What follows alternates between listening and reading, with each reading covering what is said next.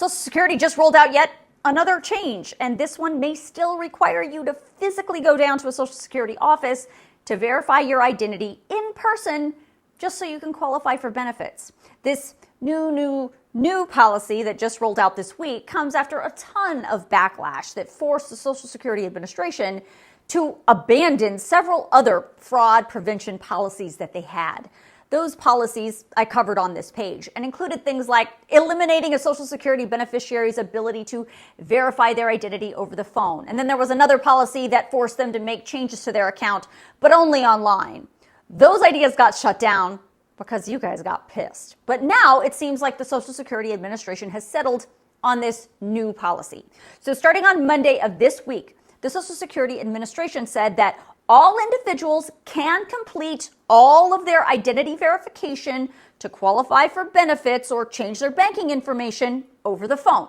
However, they will all be subject to new enhanced fraud prevention tools. Those tools, according to the administration, will analyze patterns and anomalies within a person's Social Security account.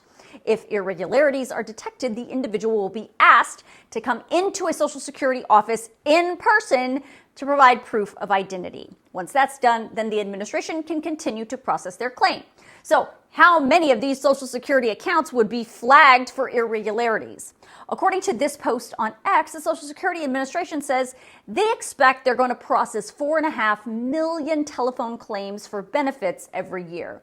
They say of those 4.5 million, about 70,000 may be flagged for possible fraud. Of course, that is a hypothetical. We will have to wait and see what happens when we get some data from this new program. So why is this happening?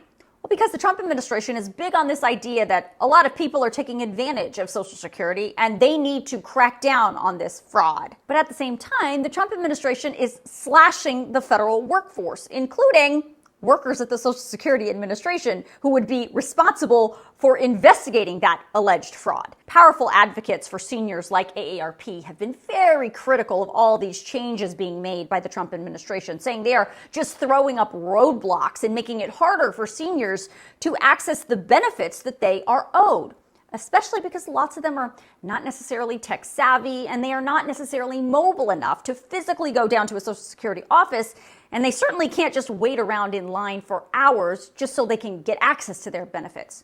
So to combat that, the Social Security Administration now says they have demanded that what's left of their workforce return to full-time in-office work. And as of this week, the Social Security Administration says they have surged worker capacity to support higher demand on the phones and in person. The Social Security Administration says they have spent $16.5 million to modernize their telephone service nationwide.